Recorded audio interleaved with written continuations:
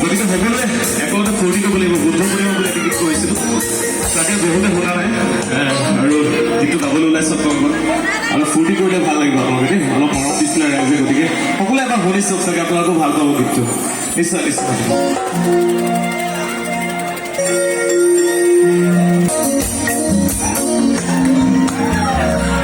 তোমাৰ জন্মদিনা আছিল মোৰে জন্মদিনা আছিল আমিনো মানুহনা নচলাটো টকা আমিনো মানুহনা এইবাৰ তোমাৰ খেতে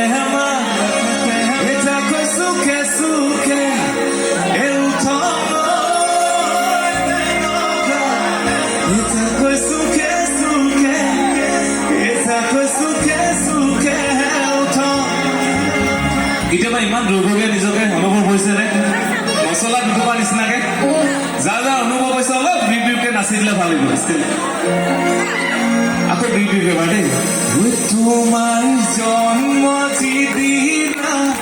আছিল বুদ্ধ পূৰ্ণিমা মোৰে জন্মদিনা তোমাৰ জন্মদিনা